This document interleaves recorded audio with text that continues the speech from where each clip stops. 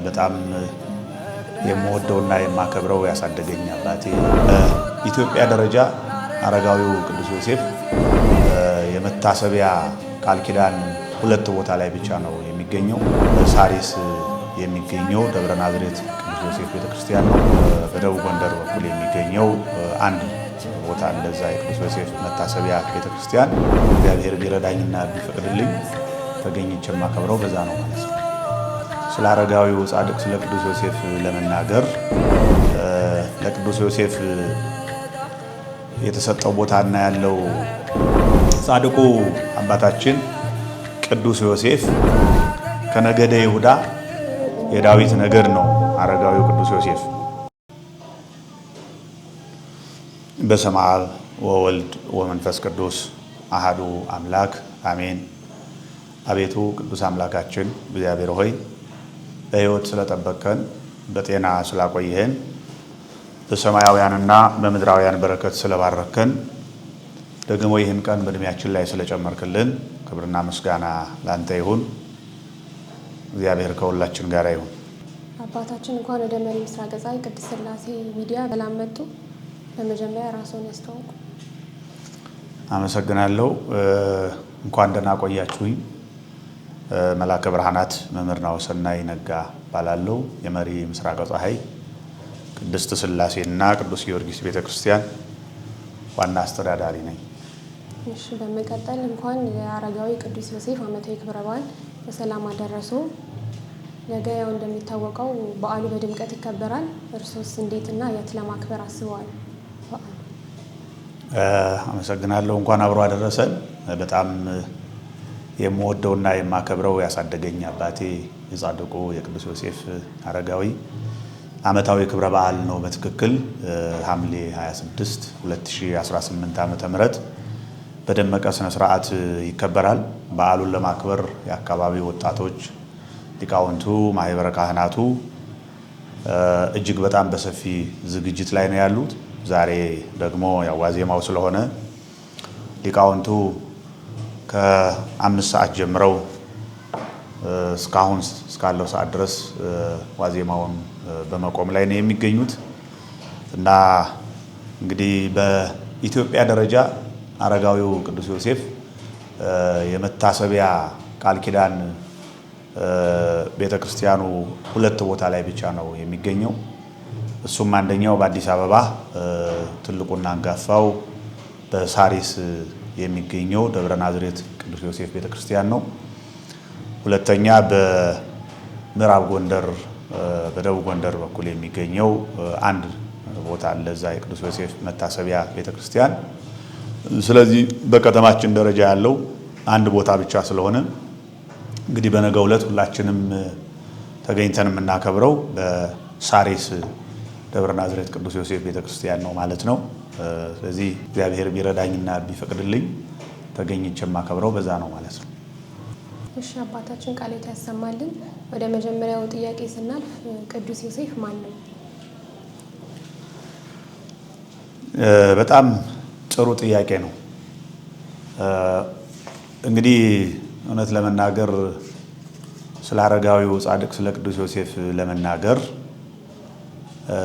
ምናልባት የኢትዮጵያ ኦርቶዶክስ ተዋሕዶ ቤተክርስቲያን ሊቃውንት፣ መምህራን ወንጌል፣ ማህበረ ካህናት በእርግጠኝነት እስካሁን ድረስ ለአረጋዊው ለቅዱስ ዮሴፍ የተሰጠው ቦታና ያለው ሁኔታ ብዙ አይደለም።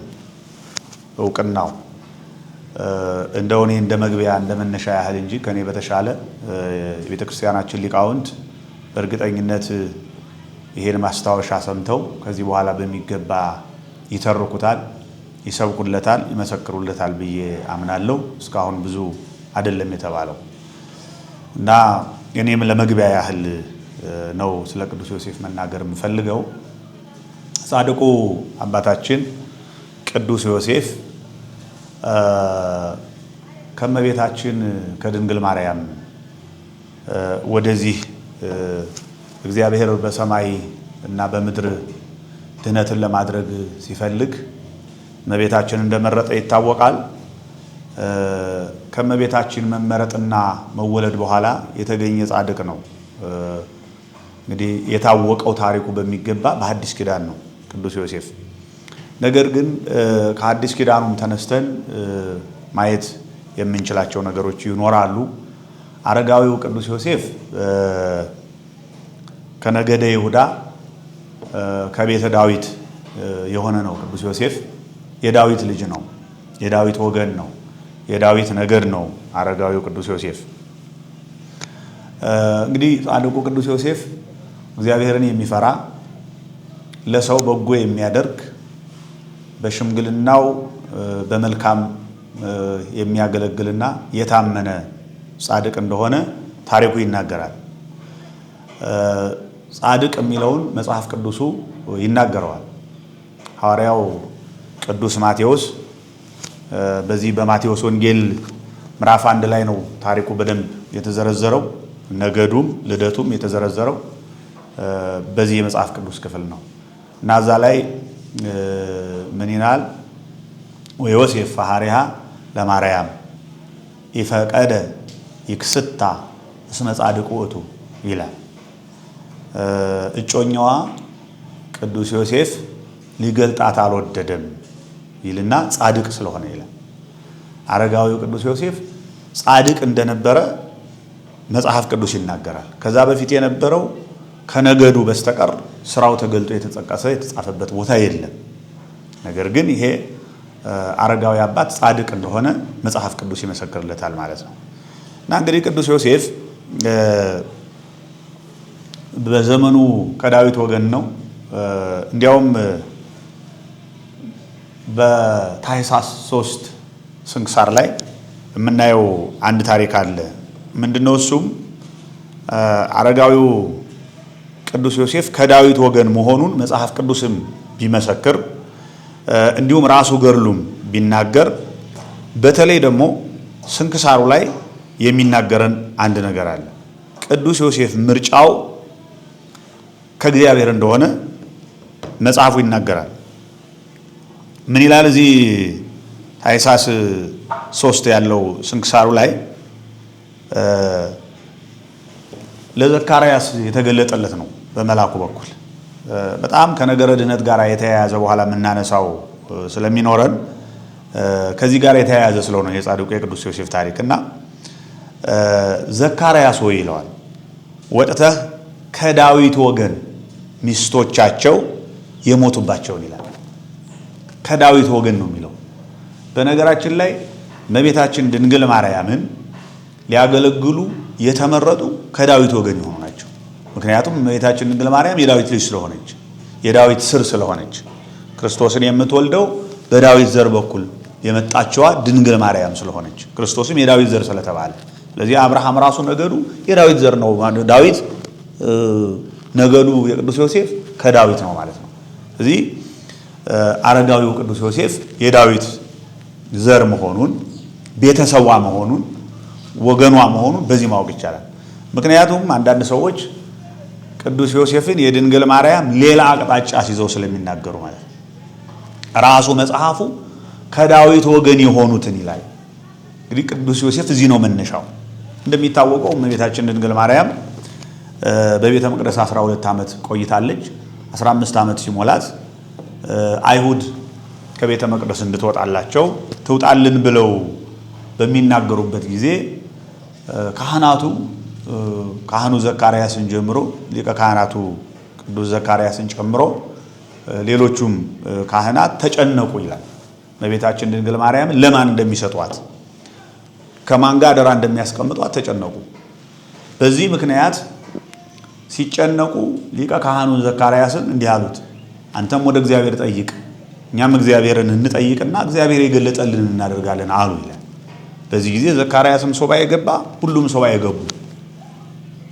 ከዛ በኋላ ከሱባኤው ሲወጡ መልአኩ ለዘካርያስ ተገልጦለት እንዲህ አለው፣ ከዳዊት ወገን ከሆኑት ሚስቶቻቸው የሞቱባቸው ሽማግሌዎች ሰብስብና በዚያ ላይ ምልክት ታያለህ። በምታየው ምልክትና እግዚአብሔር መንፈስ ቅዱስ የመረጠውን ሰው ታገኛለህ ብሎ እንደነገረው ታሪኩ ይናገራል። ስንክሳሩም ይናገራል፣ የቅዱስ ዮሴፍ ገድሉም ይናገራል። በዚያን ጊዜ እንደተባለው ዘካርያስ አደረገ።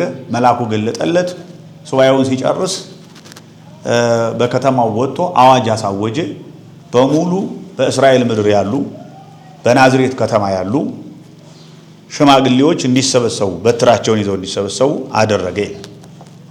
በዚህ አዋጅ ምክንያት ጻድቁ ቅዱስ ዮሴፍ በትሩን ይዞ አዋጁን አድምጦ ወጣ ወደ አደባባይ። በዚያን ጊዜ እንዲያውም ስንክሳሩም ይናገራል፣ ገድለ ቅዱስ ዮሴፍም ምን ይላል? በዚህ አዋጅ 1985 ሽማግሌዎች ተሰበሰቡ ይላል። በቁጥር አስቀምጧቸዋል። ከዚህ አንዱ ጻድቁ አረጋዊው ቅዱስ ዮሴፍ ነበር። እግዚአብሔርን የሚፈራው ለሰው መልካም ነገር የሚያደርገው አረጋዊው ቅዱስ ዮሴፍ አንዱ ነበር ይላል። እዚያ በኋላ ጸሎታቸውን አድርገው በሁሉም በትር ላይ ከጸለዩ በኋላ በትሮቻቸውን ለየራሳቸው በየስማቸው ስማቸው ተጽፎ ስለነበረ በየስማቸው ተሰጣቸው። አረጋዊው ቅዱስ ዮሴፍ በትሩን ሊቀበል ጠጋ ሲል የቅዱስ ዮሴፍ በትር ለምልማ ነበር ይላል፣ አበባ ነበር ይላል፣ ፍሬ አፍርታ ነበር ይላል። ከዛ በኋላ በትሩን ቅዱስ ዮሴፍ ሲቀበል በትሩ ላይ ምን ይላል? ዮሴፍ ሆይ ማርያምን ለመውሰድ አትፍራ የሚል ተጽፎ በትሩ ላይ ተገኝቷል። ከዛ በኋላ ደግሞ እንደገና ሶስተኛ ምልክት ርግብ መታ በአረጋዊው በቅዱስ ዮሴፍ ላይ አርፋለች። በዚህ ምክንያት ሊቃውንቱ እንዲሁም ሊቀ ካህኑ ዘካርያስ እግዚአብሔር መንፈስ ቅዱስ ድንግል ማርያምን እንዲቀበል የመረጠው የወደደው ታማኝ አረጋዊ ቅዱስ ዮሴፍ መሆኑን አውቆ በአደባባይ ጠርቶ ድንግል ማርያምን እንዲረከብ እንደሰጠው ታሪኩ ይናገራል። እንደውም አረጋዊ ቅዱስ ዮሴፍ አለቀሰ ይላል፣ አዘነ በጣም ይላል። ለምንድን ነው? እኔ ሽማግሌ ነኝ፣ እንደገና ደግሞ ልጆች አሉኝ፣ ወጥቼ ወርጄ ማሳደግ አልችልም፣ የኔ አቅም አይደለም አደራውን ለመቀበል የሚል እጅግ አዘነ። ነገር ግን ዘካርያስ ይሄን የተናገረው እግዚአብሔር መንፈስ ቅዱስ ነው። የእግዚአብሔርን ቃል ያልተቀበሉ በሕይወታቸው ምን እንደደረሰባቸው ታውቃለህ ብሎ የእግዚአብሔርን ቃል ያልተቀበሉ ሰዎች፣ በእግዚአብሔር ፈቃድ ያልኖሩ ሰዎች የገጠማቸውን ችግር ነገረው ለቅዱስ ዮሴፍ። ያን ጊዜ እግዚአብሔር መንፈስ ቅዱስ ፈቃዱ ከሆነማ ድንግል ማርያምን ተቀብዬ ለመውሰድ ፈቃደኛ ነኝ ብሎ ድንግል ማርያምን ተቀብሎ ወደ ቤቱ ወስዷታል ማለት ነው። ስለዚህ አረጋዊው ቅዱስ ዮሴፍ ሽማግሌ ነው፣ ጻድቅ አባት ነው ማለት ነው። በዚያ እንግዲህ ሚስቱ ሞታበት ብቻውን የሚኖር አባት ነው። 4 ወንድ ልጆች 3 ሴት ልጆች አሉት። በስም ተጠቅሰዋል ወንድ ልጆቹ እንደሚታወቀው ያዕቆብ፣ እንደገና ደግሞ ዮሳ፣ ስምዖንና ይሁዳ ይባላል። 4 ወንድ ልጆቹ እንደገና 3 ሴት ልጆች አሉት። እነዚህን እንግዲህ ድግር ጠርቦ ጥርብ አለዝቦ ይሄን እየሸጠ ልጆቹን የሚያስተዳድር አባት ነበር ማለት ነው። እንግዲህ ለዛ ነው ወንጌላዊው ቅዱስ ማቴዎስ በማቴዎስ ወንጌል ምዕራፍ 13 ቁጥር 19 ላይ የጸራቢው ዮሴፍ ልጅ ብሎ ኢየሱስ ክርስቶስን ይገልጸዋል። እና ይሄን ስራ እየሰራ ቤተሰቡን የሚያኖር አረጋዊ አባት ስለነበረ ነውና እመቤታችን ድንግል ማርያምን ተረክቦ ለማሳደግ በቤቱ ለማገልገል በተመረጠበት ዘመን 85 ዓመቱ ነበር። በ85 ዓመቱ ነው እመቤታችን ድንግል ማርያምን ተረክቦ እንዲያገለግል ፈቃደኛ የሆነ ማለት ነውና ቅዱስ ዮሴፍ ባጭሩ ታሪኩ ይሄ ነው። የዳዊት ልጅ ነው ቅዱስ ዮሴፍ። በመቀጠል በነገረ ድህነት ውስጥ ቅዱስ ዮሴፍ ያለው ድርሻ ምን ነበር? ጥሩ ጥያቄ ነው። በነገረ ድህነት ውስጥ ቅዱስ ዮሴፍ ያለው ሚና ምንድን ነው የሚለው በጣም ትልቅ ነገር ነው። የተጠራበት ዓላማውም ቅዱስ ዮሴፍ ለነገረ ድህነት አገልግሎት ነው። እንግዲህ ነገረ ድህነት ማለት ኢየሱስ ክርስቶስ በኃጢአት የወደቀውን የአዳምን ዘር ለማዳን የተጣላውን በሰማይና በምድር ያለውን ፍጥረት ለማገናኘት ሰማይና ምድር መላእክትና ሰዎች ማለታችን ነው ሰውና እግዚአብሔር ተለያይቶ ለ5500 ዘመን እንደኖረ እናውቃለን። እንግዲህ ይህንን የተጣላውን ዓለም አንድ ለማድረግ የወደቀውን ዓለም ለማንሳት የጠፋውን ዓለም ለማግኘት ክርስቶስ ሰው እንደሆነ እናውቃለን። እንግዲህ ሰው ክርስቶስ ዓለምን ለማዳን ሰው የሆነበት የማዳን ስራ ማለት ነው ነገረ ድነት ማለት ነው። ክርስቶስ ከሰማይ ሆኖ ወደ ምድር ሲያይ ሰው ጠፍቷል፣ ወድቋል፣ ከእግዚአብሔር ተለይቷል፣ ክብር ጎድሎታል፣ እንደ ምናምንቴ ሆኗል። ክቡር ፍጥረት ሆኖ ሳለ በኃጢአቱ ምክንያት ከእግዚአብሔር ተለይቶ እንደወደቀ እንደተዋረደ ይታወቃል። ያንን የሰውን ውርደት ወደ ክብር ለመመለስ የወደቀውን የአዳምን ዘር ለማንሳት ክርስቶስ የተገለጠበትና ሰው የሆነበት ሰው ሆኖ እንዴት ዓለምን እንዳዳነ የሚገልጽ ነው ነገረ ድነት የሚባለው። እንግዲህ አረጋዊው ቅዱስ ዮሴፍ በዚህ ልክ ነው የተገለጠው፣ በዚህ ምክንያት ነው የተገለጠው ማለት ነው። እመቤታችን ከተረከበ በኋላ በነገረ ድነት ዙሪያ በጣም ትልቁን ስራ ነው የሰራው። እንግዲህ ከዚህ ማየት የምንችለው ምንድነው? መድኃኒታችን ኢየሱስ ክርስቶስ ከድንግል ማርያም የተወለደበት የልደት ዝርዝር ከማቴዎስ ወንጌል ምዕራፍ 1 እስከ ቁጥር 17 ላይ የተገለጠ ነው። በ14 ነገድ ከፍሎ መነሻው ዳዊት ነው። በዚህ ነገድ ነው እንግዲህ ክርስቶስ ሰው ሆኖ የመጣው ማለት ነው ከእመቤታችን እና እመቤታችን ድንግል ማርያምን መልአኩ ቅዱስ ገብርኤል ሲያበስራት ከዚያ ላይ ነው የምንሰማው እንግዲህ የቅዱስ ዮሴፍን የመጀመሪያ የማዳን ወይም ደግሞ በድነት ዙሪያ ውስጥ ያለውን በማዳን ስራ ዙሪያ ውስጥ ያለውን ድርሻውን የምናየው በዚያ ውስጥ ነው። መልአኩ ቅዱስ ገብርኤል እመቤታችን ድንግል ማርያምን ትጸንሻለሽ፣ ትወልጃለሽ፣ ስሙንም ኢየሱስ ትይዋለሽ እያለ መልአኩ እንዳበሰራት እናውቃለን። ድንግል ማርያምም እንደ ቃልህ ይሁንልኝ ይደረግልኝ ብላ ጌታ እንደጸነሰች እናውቃለን። የጸነሰችው የመልአኩን የቅዱስ ገብርኤልን ቃል የሰማችው የት ነው ከተባለ በዮሴፍ ቤት ነው። አረጋዊው ቅዱስ ዮሴፍ ከቤተ መቅደስ ተቀብሎ በሱ ቤት እንዳኖራት እናውቃለን። በሱ ቤት እያለች እየተንከባከባት፣ እያገለገላት፣ እየታዘዛት በሽምግልና እድሜው እየተላላካት እያሳደጋት አብራ በሱ ቤት በነበረችበት ጊዜ ነው ሊቀ መላእክት ቅዱስ ገብርኤል መጥቶ ጌታን ትጸንሻለሽ ያላት ማለት ነው። ስለዚህ የመጀመሪያው የመልአኩ ቃል ከሰማይ ወደ ምድር ወርዶ የተሰማው በቅዱስ ዮሴፍ ነው። ስለ ድህነት፣ ስለ ነገረ ድህነት ስሙንም ኢየሱስ ትይዋለሽ፣ ኢየሱስ ማለት መድኃኒት ማለት ነው። ኢየሱስ ትይዋለሽ ብሎ የነገራት መልአኩ በቅዱስ ዮሴፍ ቤት ነው ማለት ነው። እንግዲህ አረጋዊው ቅዱስ ዮሴፍ የሚያውቀው ድንግል ማርያምን ተቀብሎ ማገልገል፣ ማሳደግ፣ መላላክ፣ መታዘዝ ነው እንጂ ጌታን ወልዳ ጸንሳ እስከምትወልድበት ጊዜ ድረስ አያውቅም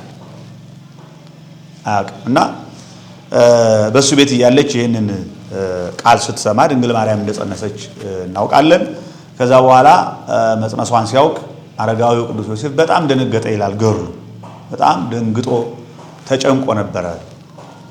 እንድጠብቃት፣ እንድንከባከባት፣ እንዳሳድጋት ባደራ መልክ ተሰጥታኝ ነበረ። ነገር ግን ይህንን ያደረገ ማን ነው? ድንግል ማርያምንም ጠይቋታል። ምን ብሎ ነው የጠየቃት? መኑ ቀረጸ አክናፈ ድንግልናኪ፣ ማን ነው ካንቺ የደረሰው? ከማን የጸነሽው? ይሄ ማን ነው ብሎ በጣም ተጨንቆ ድንግል ማርያምን እንደጠየቃት ታሪኩ ገድሉ ይናገራል። እመቤታችን ድንግል ማርያምን ወንድ አላውቅም ብለዋለች እና እንደውም መጽሐፍ ቅዱሱ ምንድን ነው የሚለው? በዚህ በማቴዎስ ወንጌል ላይ እመቤታችን ድንግል ማርያም ክርስቶስን ጸንሳ የመወለጃዋ ጊዜ እስከሚደርስ ድረስ አላወቃትም ይላል ራሱ መጽሐፍ ቅዱሱ። እንደዚህ አይደል ያለው? በዚህ በማቴዎስ ወንጌል ምዕራፍ 1 ቁጥር 19 ጀምሮ ምን ይላል? እጮኛዋ ዮሴፍም ጻድቅ ሆኖ ሊገልጣት ስላልወደደ በስውር ሊተዋት አሰበ። እርሱ ግን ይህን ሲያስብ እነሆ የጌታ መልአክ በሕልም ታየው፣ እንዲህም አለ፣ የዳዊት ልጅ ዮሴፍ ሆይ። ተመልከቱ እንግዲህ እመቤታችን ድንግል ማርያም የዳዊት ልጅ ትባላለች። ጌታ ኢየሱስ ክርስቶስ የዳዊት ልጅ ይባላል። ጻድቁ ቅዱስ ዮሴፍ የዳዊት ልጅ ተብሏል። አሁን ዛሬ በዘመኑ የተነሱ ያልበሰሉ የክርስቶስን የማዳን ሥራ ለይተው ያላወቁ ክርስቶስ ፍጹም ሰው ሲሆን ፍጹም አምላክ መሆኑን ያልተረዱ በሰውነቱ ብቻ ያዩ ድንግል ማርያምን ከዮሴፍ እንደወለደችው አድርገው የሚናገሩ እንዳሉ ሁላችንም እናውቃለን። ይሄ መቼም እንዳለማስተዋል ከባድ ነገር የለም። ቅዱስ ዮሴፍ የዳዊት ልጅ ነው የተባለው። እመቤታችንም የዳዊት ልጅ ተብላለች። ጌታም የዳዊት ልጅ ተብሏል። ምክንያቱም ነገዱ አንድ ነው፣ ቤተሰቦች ናቸው ዮሴፍና እመቤታችን። ስለዚህ መልአኩ መጥቶ ቅዱስ ዮሴፍን ምንድን ነው ያለው?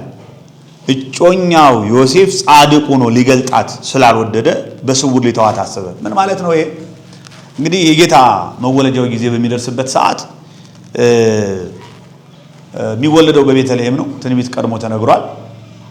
ትንቢቱን ለመፈጸም ጌታ በቤተልሔም መወለድ ስላለበት ወደ ቤተልሔም ለቆጠራ እንዲወጡ ትእዛዝ መጣ ይላል። ትእዛዙን ተከትሎ የንጉሥ ትእዛዝ ነውና አረጋዊው ቅዱስ ዮሴፍ እመቤታችን ይዟት ወደ ቆጠራው ስፍራ እንዳይሄድ ፈራ። ምክንያቱም አንዲት ድንግል ሴት ትዳር ሳትይዝ ባል ሳታገባ ጸንሳ ብትገኝ በድንጋይ ተወግራ ትሙት የሚል የሙሴ ሕግ አለ። ስለዚህ ቅዱስ ዮሴፍ ደግሞ እመቤታችን ድንግል ማርያምን የተረከባት በመንፈስ ቅዱስ ፈቃድ፣ በእግዚአብሔር ፈቃድ፣ በነ ዘካርያስ አስተዋጽኦ ነው። በካህኑ ዘካርያስ አስተዋጽኦ ነው ድንግል ማርያምን የተረከበ። አሁን በዚህ መሃል እንግዲህ ጸንሳ ስትገኝ ደነገጠ ዮሴፍ ስላላወቀ። ስለዚህ ይዣት ቦታ በድንጋይ ወግረው ይገሉብኛል፣ አደራዬን አልተወጣሁም ማለት ነው ብሎ ተጨነቀ። እንደገና ደግሞ ትቷት እንዳይሄድ ደግሞ ያደረገውን አውቆ ትቷት መጣ ብለው አይሁድ እሱንም በድንጋይ ወግረው እንደሚገሉት ያውቃል። በዚህ ምክንያት ሌሊቱን ሙሉ ቅዱስ ዮሴፍ ሲጨነቅ አደረ ይላል። እንግዲህ አሁን የቅዱስ ዮሴፍ በነገረ ድነት ዙሪያ ያለው አገልግሎትና አስተዋጽኦ ቀላል የሚባል አይደለም። ይሄ በጣም የሚያስጨንቅ ነበር። እመቤታችን ድንግል ማርያም በድንጋይ ወግረው ይገሉብኛል ብሎ መጨነቅ አንዱ መከራ ነው ለቅዱስ ዮሴፍ። ሽማግሌ ነው። ሁለተኛ ደግሞ ምናልባት ጥያት ብሄድ እኔን በድንጋይ ወግረው ይገሉኛል ብሎ በዚህ መከራና በዚህ ጭንቀት ውስጥ ነበር ቅዱስ ዮሴፍ ያሳልፍ የነበረው። በዚህ ምክንያት ነው መልአኩ መጣና ሌሊት ምን አለው? ዮሴፍ እጮኛህን ይዘህ ሂድ አለው። መጽሐፍ ቅዱስ ነው የሚለው። ምን ይላል? የዳዊት ልጅ ዮሴፍ ሆይ ከእርሷ የተጸነሰው ከመንፈስ ቅዱስ ወይም በግብረ መንፈስ ቅዱስ ነውና እጮኛህን ማርያምን ለመውሰድ አትፍራ አለ። እንግዲህ አንዱ ራሱ ቅዱስ ዮሴፍ በመላእክ የሚመራ ጻድቅ እንደሆነ መጽሐፍ ቅዱስ ይገልጣል ማለት ነው። በሰው አይደለም ምሪቱ፣ በመላእክ ነው ምሪቱ። የሰማይ መልአክ ሊቀ መላእክት ቅዱስ ገብርኤል ድንግል ማርያምን ያበሰራት ቅዱስ ገብርኤል ድንግል ማርያም በዮሴፍ ቤት ሆና ጌታን እንድትጸንስ ትልቅ ምክንያት ቤቱን ከፍቶ እጁን ዘርግቶ የተቀበለው በመንፈስ ቅዱስ ተመርጦ የተቀበለው ጻድቅ ቅዱስ ዮሴፍ ሌሊቱን ሙሉ ሲጨነቅ መልአኩ ነው መጥቶ እጮኛህን ማርያምን ለመውሰድ አትፍራ አለው። ከዛ በኋላ እንግዲህ እመቤታችን ድንግል ማርያምን በመልአኩ ምሪት ነው ይዞ ወደ ቤተልሔም ሄደው። በዛ እንደሄደ ነው ለቆጠራ እንደወጣ ነው ድንግል ማርያም የወለደችው። እንግዲህ እንደገና ድንግል ማርያም በዚያ እንግዲህ አስቡ ክርስቲያኖች፣ በእውነት የቅዱስ ዮሴፍን አገልግሎት በደንብ ሰው ሊረዳው ይገባል። ጽድቁን በደንብ ሊረዳው ይገባል። እና በቤተልሔም በነበረበት በቆጠራ ስፍራ በነበረበት ጊዜ እመቤታችን መውለጃዋ ጊዜው ደረሰ፣ ሰዓቱ ደረሰ። ሰዓቱ መሽቷል፣ ጊዜው መሽቷል። የሰው በር እያንኳኳ አሳድሩን ብሎ ቅዱስ ዮሴፍ ለምኖ ነበር። ሰው ሁሉ ግን በሩን ዘግቶ ልቡን ዘግቶ አይምሮውን ዘግቶ ድንግል ማርያምን ቅዱስ ዮሴፍን አልተቀበለም። በር ዘግቶባቸዋል። ይሄ ጻድቅ ተጨነቀ። የት ይዟት ይረፍ? በመጨረሻ ቦታ ያገኘ የከብቶች ቦታ ነው፣ በረት ነው። በረት ይዞ ገብቶ ለድንግል ማርያም ቅጠል ቆርጦ ሲያገለግላት፣ ሲያነጥፍላት፣ ሲጎዘጉዝላት፣ ሲያግዛት፣ ሲረዳት፣ ሲንከባከባት የነበረ በዛ ቅዱስ ዮሴፍ ነው።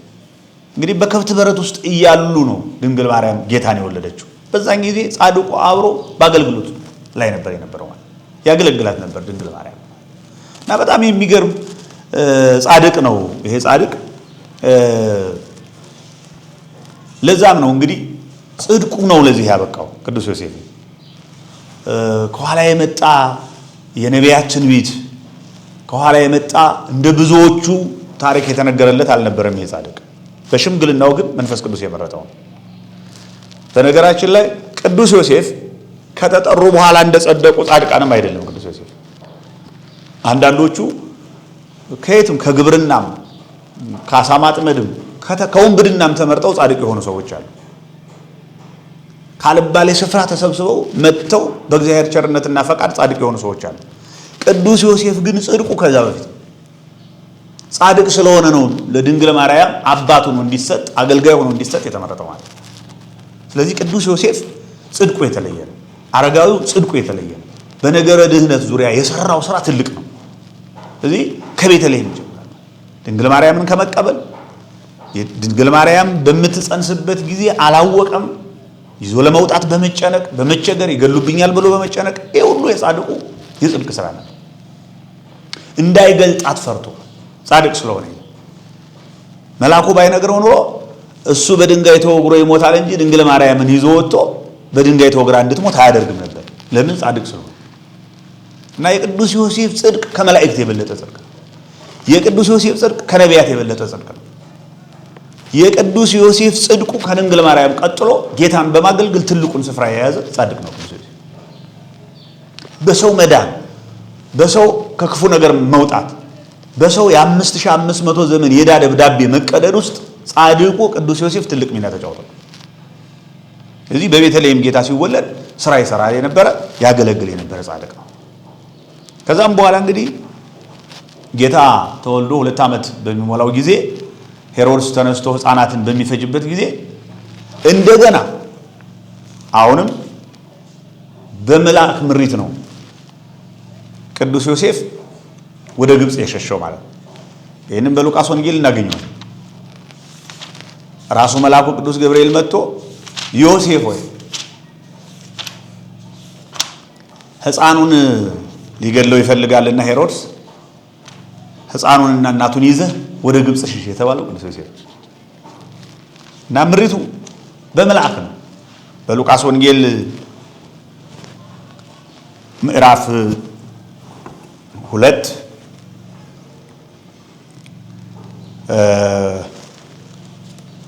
ላይ የምናገኘው ታሪክ ነው ማለት ነው።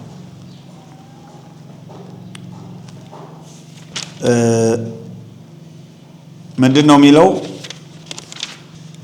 የልደቱን ታሪክ የሚነግረን ነው። በመልአክ እየተመራ እንደሚንቀሳቀስ ቅዱስ ዮሴፍ የሚገልጽልን ነው ማለት ነው። ቤተልሔም ላይ እናገኘዋለን ቅዱስ ዮሴፍን። ከስደቱ መነሻ ላይ እናገኘዋለን ቅዱስ ዮሴፍን። በብዙ አገልግሎቱ እናገኘዋለን።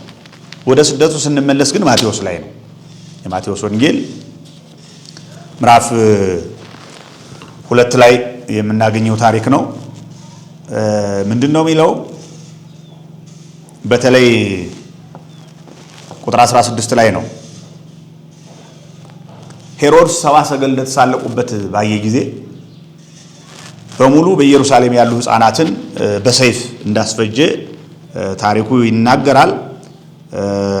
በዛም ሕፃናት የ2 ዓመት ሕፃናት ማለት ነው። ለምን? ክርስቶስ ከተወለደ 2 ዓመቱ ነው የሚለውን ስለሰማ ሄሮድስ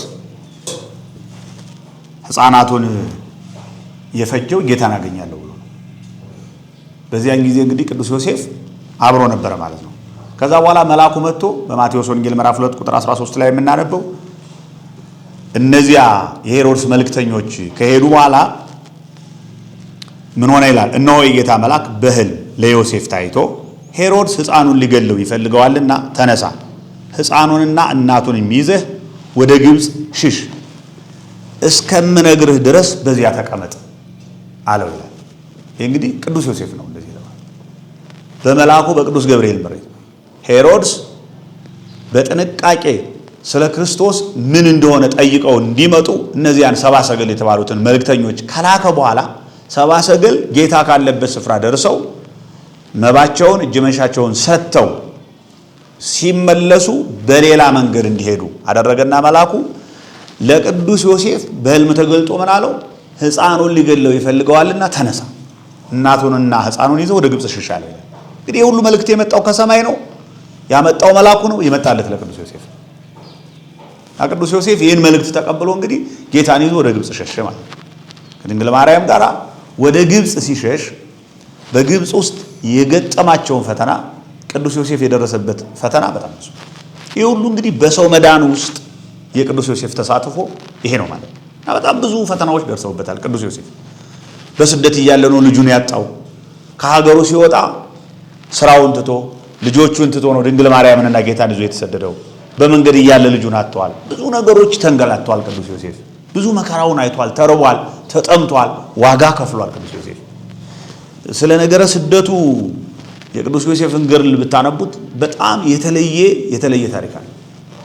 በጣም የተለየ ታሪክ አለ እና ቅዱስ ዮሴፍ በዚህ ሁሉ ዋጋ ከፍሏል ማለት ነው። ከዛ በኋላ ደግሞ እንግዲህ ከዚህ የስደት ጊዜ በኋላ መልሶ እንደገና ሄሮድስ በሞተ ጊዜ የእግዚአብሔር መልአክ ተመልሶ ለቅዱስ ዮሴፍ መጥቶ ምንድነው ያለው? ሕፃኑን ሊገለው የፈለገው ሄሮድስ ሞቷልና ተነሳ፣ ሕፃኑንና እናቱን ይዘህ ወደ ሀገር ተመለስ ደግሞ ተብሎ አሁንም የተነገረው ለቅዱስ ዮሴፍ። ስለዚህ ቅዱስ ዮሴፍ በመልአክ የሚመራ ጽድቁ ከመላእክትም ከነቢያትም ከሐዋርያትም ከሰዎች ሁሉ በላይ የሆነ የድንግል ማርያም አገልጋይ የሆነ በስተርጅና ድንግል ማርያምን ያገለገለ ጌታን የታቀፈ መቼም ታስታውሳላችሁ። እንኳን ጌታን በክንዳቸው አቅፈው ቀርቶ ዛሬ ዓለምን ግራ የሚያጋቡ ሰዎች ምን ያህል ኢየሱስ ክርስቶስን አውቀውት እንደሆነ መቼም ሁላችን እናውቃለን። ቅዱስ ዮሴፍ ዛሬ አንድ አገልጋይ ያህል እንደው እድል ተገኝቶ ቅዱስ ዮሴፍ መጥቶ እንዳንድ አገልጋይ ቢናገር ኑሮ የሚያምርበት ቅዱስ ዮሴፍ ነው። ምክንያቱም አብሮ የነበረ ነው። ሲጸነስ የነበረ ነው። ሲወለድ የነበረ ነው። ሲሰደድ የነበረ ነው። በሁሉ ነገር የተሳተፈ ነው ቅዱስ ዮሴፍ። ስለ ኢየሱስ ክርስቶስ ስለ ድንግል ማርያም በደንብ አድርጎ መናገር የሚችል ማን ነው ቢባል ቢናገር ቅዱስ ዮሴፍ ነው የሚናገረው።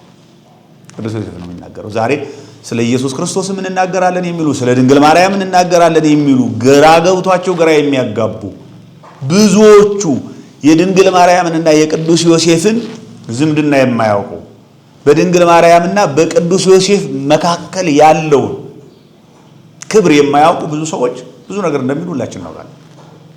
ስለዚህ አረጋዊው ቅዱስ ዮሴፍ በዚህ መልክ በጣም ብዙ ስራ የሰራ ጻድቅ ነው ማለት ነው እና በነገረ ድህነት ዙሪያ እጅግ በጣም ብዙ ሊባልለት የሚገባ ጻድቅ ነው ቅዱስ ዮሴፍ ለማለት ነው። መጽሐፍ ቅዱስስ ቅዱስ ዮሴፍን የድንግል ማርያም እጮኛ ያለው ለምንድን ነው? በጣም እንግዲህ ብዙዎቹ የሚሰናከሉባት ቋንቋ ይችላል።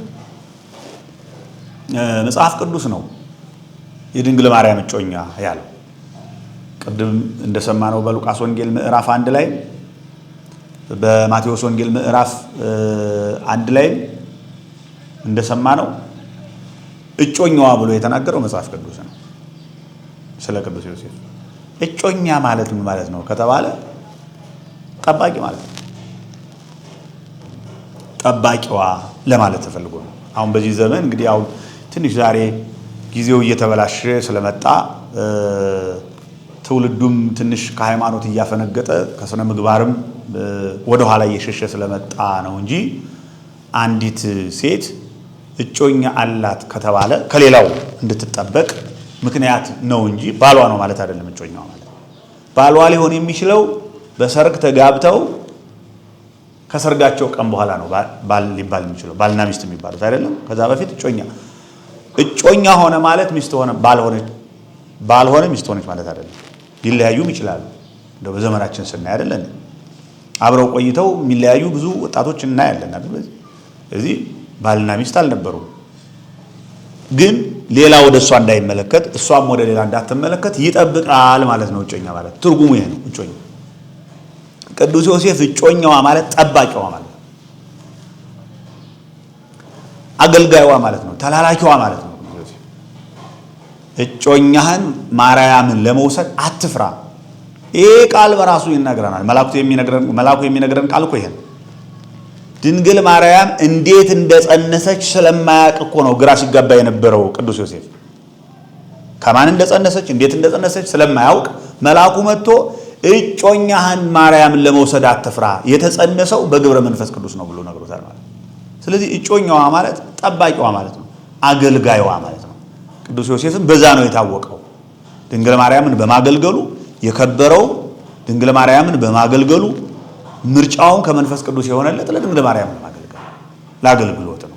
ስለዚህ እንጂ በሌላ መልክ ሌሎቹ እንደሚሉት አይደለም። እሱማ ከሆነ አጎቷ ነው፣ ቤተሰቧ ነው። ቅድም በመጀመሪያ ላይ እንዳየነው ከዳዊት ዘር ነው የተባሉት። ከዳዊት ዘር የሆኑ ሽማግሌዎችን ሰብስብ ነው የተባለው። ያ ማለት ቤተሰቦች ናቸው ማለት። ስለዚህ ድንግል ማርያም ለቅዱስ ዮሴፍ ቤተሰቡ ናት፣ ቅዱስ ዮሴፍ ለድንግል ማርያም ቤተሰቧ ነው እንጂ ሰዎቹ እንደሚሉት አይደለም። እና ጮኛዋ ማለት ጠባቂዋ ለማለት ነው። ለዛሬ ጥያቄው እዚህ ጋር ይበቃናል። ስለ ነገ በዓሉ ስለምን እንደሚከበርና ተጨማሪ የሚያስተላልፉት መልእክት ካለ?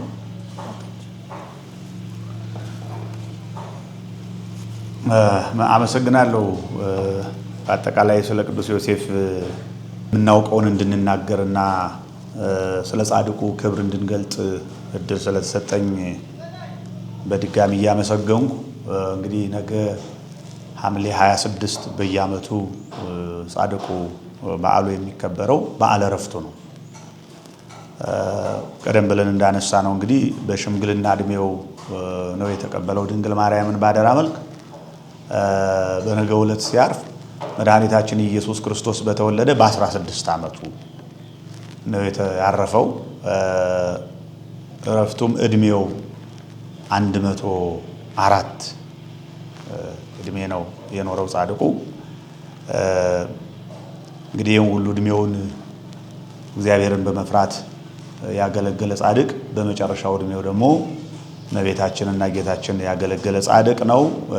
በነገው ዕለት ዕረፍቱ ይታሰባል። እንግዲህ ጻድቁ በሚያርፍበት ጊዜ ገድሉ እንደሚናገረው መድኃኒታችን ኢየሱስ ክርስቶስ በአካል ተገኝቷል። ድንግል ማርያም በአካል ተገኝታለች። ቅዱሳን በአካል ተገኝተው አረጋዊውን ቅዱስ ዮሴፍን እንደገነዙት ታሪኩ ገድሉ ይናገራል። ቅዱስ ዮሴፍ ካረፈም በኋላ ስጋው እንዳይፈርስ እንዳይበሰብስ መድኃኒታችን ኢየሱስ ክርስቶስ ቃል ኪዳን እንደገባለት መጽሐፍ ቅዱስ ታሪኩ ገድሉ ይናገራል ማለት ነው። ጻድቁ ገድሉ ይናገራል። ስለዚህ ነገ የምናከብረው ዓመታዊ የዕረፍት በዓሉን ነው። በዚህ አጋጣሚ ማስተላለፍ የምፈልገው እውነት ለመናገር እንደው የጻድቁ የቅዱስ ዮሴፍ ክብር ይግባን። ክብራችን ካየንባቸው እንድንከብር ካገለገሉ ቅዱሳን አንዱና ግንባር ቀደሙ ጻድቅ ነው እና ይህን ጻድቅ በሚገባ ትውልዱ ሊያውቀው ይገባል ብዬ አስባለሁ። እንደ አዲስ አበባ እንደ ከተማችን ያለው አንድ ቦታ ነው። ነገር ግን ቀደም ሲል በጣም እንደውም የሚታወቀው ቦታው በመቃብር ነበረ። እዛ እንደምታውቁት የፕሮቴስታንቱም የሁሉም መቃብር ስላለ ዮሴፍ ሲባል መቃብር ነው የሚመስለው ሰው እንጂ ታቦት ሁሉ የማይመስለው ቤተክርስቲያን የማይመስለው ሁሉ ብዙ እንደነበረ አውቃለሁኝ። እና እኔ ያው ቀደም ሲል በዚያ ቦታ ሰፋ ያለ ዓመት ከ13 ዓመት በላይ በስብከተ ወንጌል ኃላፊነት አገልግያለሁ። እግዚአብሔር ፈቅዶልኝ ጻድቁ በመልጃው አግዞኝ አገልግያለሁና ቦታው በጣም የበረከት የቃል ኪዳን አባት ነው። ጻድቁ ጸሎት ሰሚ አባት ነው። ምልጃው ደራሽ አባት ነው። በነገራችን ላይ እንደው ከምልጃም በላይ ነው የጻድቁ ክብሩ የተሰጠው። ለምን? ስላገለገለ ጌታው።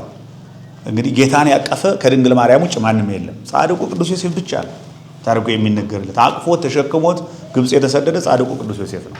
ሌላ ማንም።